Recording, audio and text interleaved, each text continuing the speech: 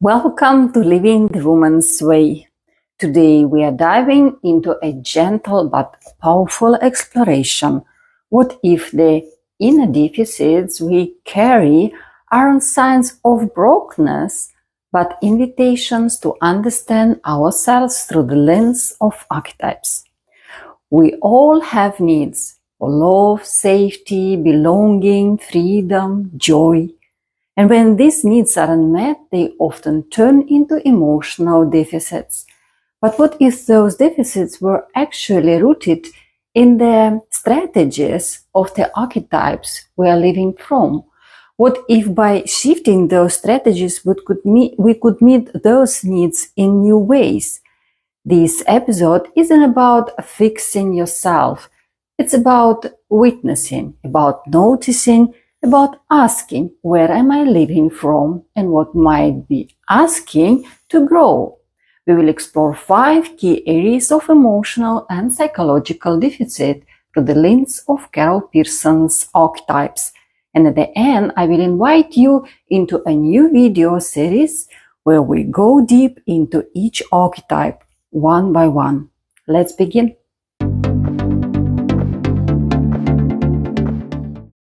Let's begin with the basic deficits of attachment and safety.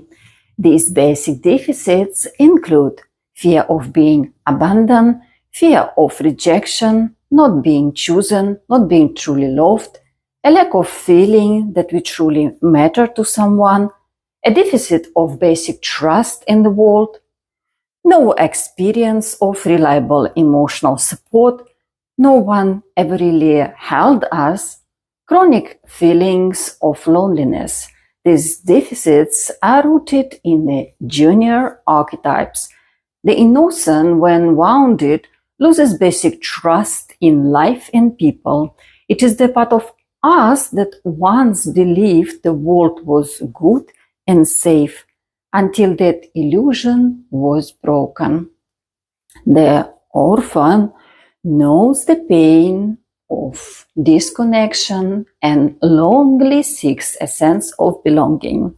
This archetype is deeply shaped by experiences of exclusion or emotional abandonment and carries an inner question: what if I'm just not lovable as I am?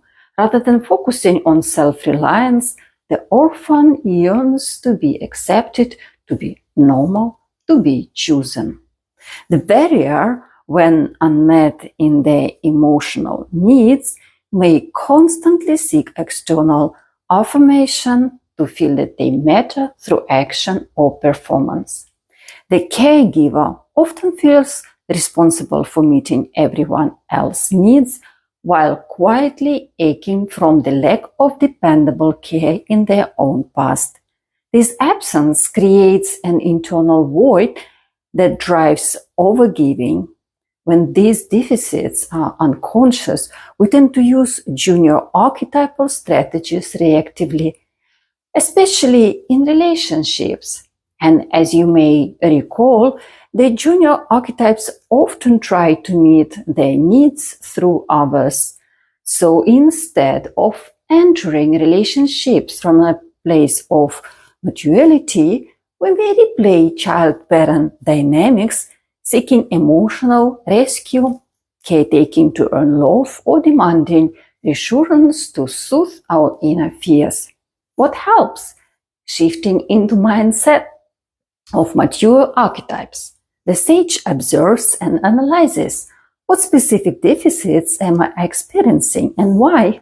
What am I really asking for beneath my reactions?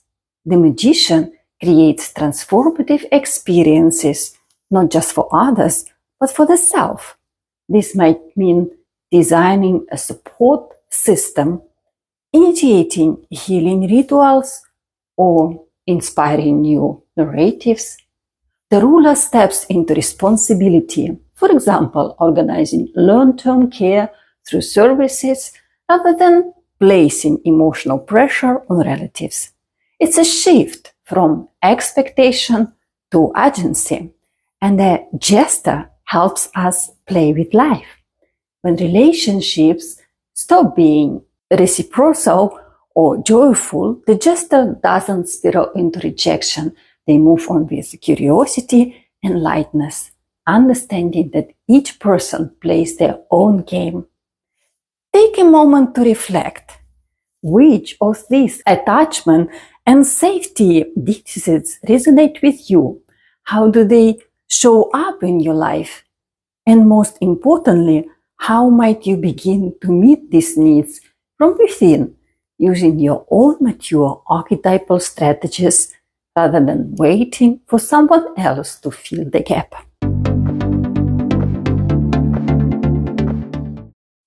The next group of deficits centers around identity and self-worth. These include a deep need to feel good through someone else's eyes, often a strategy of the innocent. The sense that I'm not inherently valuable unless someone chooses me or affirms me. A common struggle of the warrior. The desire to prove my importance or success through relationships. Again, warrior strategy. The fear of being uninteresting or unimportant, often seen in the orphan. The inability to feel like someone without being in a role, such as the wife, the helper, or the one who is always needed. A shadow of the caregiver. Once again, we see that these are junior archetypal patterns, and as long as they remain unacknowledged, they may continue to play out unconsciously, especially in intimate relationships. Instead of seeking external confirmation through others, the shift begins when we recognize these deficits and take responsibility for meeting them ourselves. The warrior, when matured, learns to build inner confidence through discipline, purpose, and self-validation, not through approval, but through integrity. The Creator helps us define ourselves not by roles or expectations, but through authentic self-expression. The magician teaches us how to rewrite inner scripts, and the sage reminds us that we are not our roles, we are the observer behind them. Try asking yourself, where in your life are you still waiting to be validated through someone else? Which roles have you clung to in order to feel worthy or seen? And how might your mature archetypes support you in meeting these needs from within, not from outside?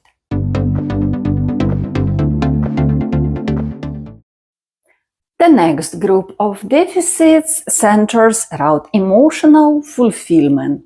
These include a lack of connection with real, felt emotions, chronic inner boredom, seeking intensity through drama, conflict, or adrenaline, fears of calmness because calm feels like emptiness, dependency of emotional heights and lows to feel alive.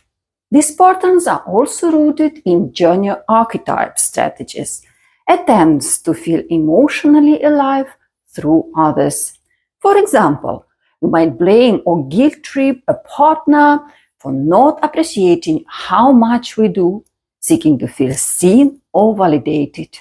We might subconsciously enjoy moments when someone else feels bad or guilty around us, not because we are cruel, but because it gives us a sense of intensity or power. This is a deep field for self-reflection in relationships, but we must remember these are not the playful games of the Jester. These are survival strategies of the junior archetypes. The true Jester, when mature, plays in relationships not to extract emotional heights, but to build mature curiosity, shared joy, and deep presence. The Jester creates intimacy through openness and humor, not through emotional manipulation or intensity. Your inner boredom is not your partner's responsibility. If you feel emotionally undernourished, consider finding activities, hobbies, or creative outlets that inspire you. Fill your own emotional cup so you can share it, not use others to fill it for you. Ask yourself, do I seek emotional drama to feel something real? Where am I unconsciously using relationships to meet emotional needs I could meet myself?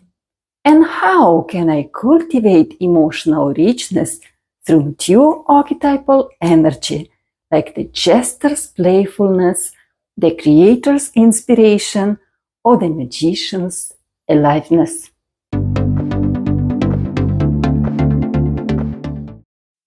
Let's now explore the deficits related to physical and sexual intimacy.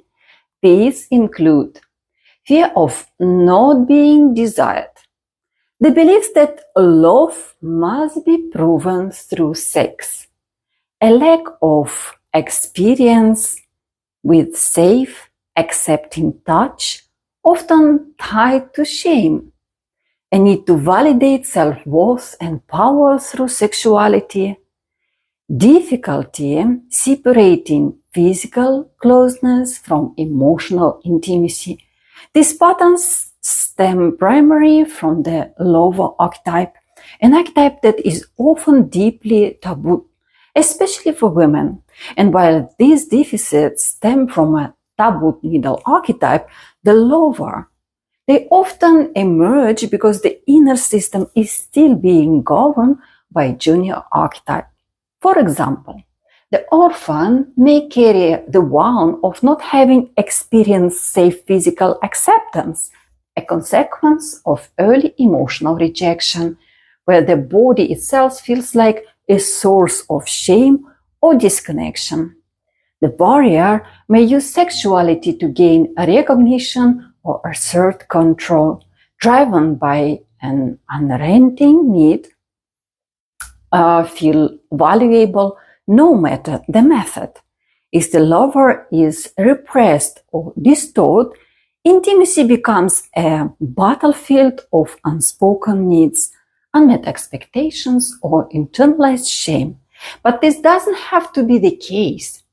Ask yourself, why might the lower archetype feel unsafe, dirty, or inaccessible? What messages, personal, cultural, generational, have made it difficult for you to embrace your own sensuality? For many women, feeling deeply connected to their own sexual energy is a source of power. So the next question becomes, through which archetypes might you feel safe to explore and reclaim it? Maybe you invite the seeker to explore new expressions of intimacy with curiosity, or call upon the rebel to challenge old strategies and write your own. Let the sage guide your reflections with clarity. Let the magician awaken your inner wisdom and body intuition. And let the jester bring playfulness back into the sacred dance of connection. What does your body long for? And how can you meet those longings with maturity, tenderness, and agency?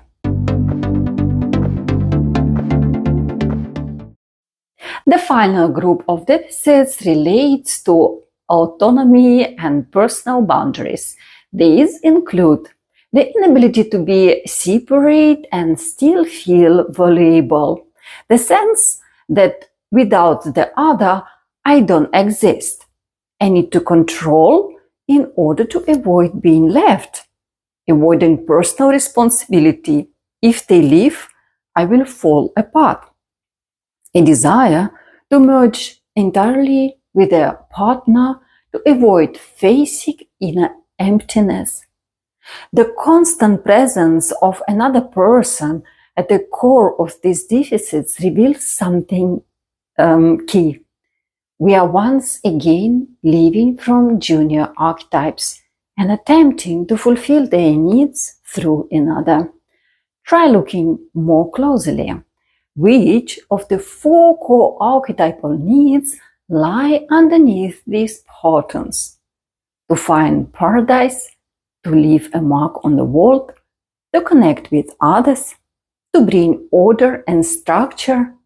When we identify the true underlying need, it becomes easier to shift from dependency toward self-responsibility. These deficits often point to an undeveloped ruler archetype when we lack the internal structure and mindset to take full responsibility for our life. So ask yourself, where am I expecting someone else to carry what I could learn to hold myself? Where do I collapse in the absence of another? And what part of me is afraid to stand alone? How might your sage help you observe these dynamics with compassion and clarity?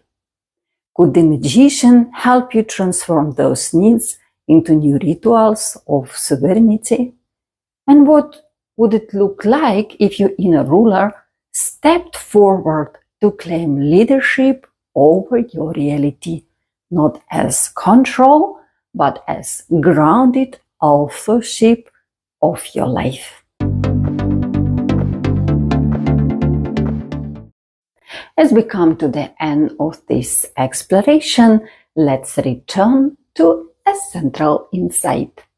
All the deficits we have discussed, whether related to safety, identity, emotions, intimacy, or autonomy, are expressed through the strategies of junior archetypes. These strategies are not wrong. They were built to protect us, but when they remain unconscious, they run the show. And until we learn to observe them through the eyes of the sage, they will continue to operate beneath the surface, guiding our relationships, our choices, and our sense of self without our full awareness. So the question becomes, what will help you take the remote control back into your own hands? What will help you become the author, not the echo of your story? I invite you to reflect and to share. Which of these deficits did you recognize in yourself today? How do they show up in your relationships? Leave a comment. Your reflections might inspire someone else on their path. And remember, we are beginning a video series where we will dive into each archetype in depth. Follow along to meet your inner cast of characters and discover how to shift from reactivity to maturity, from deficit to integration. You are a dynamic model, and your story is still unfolding.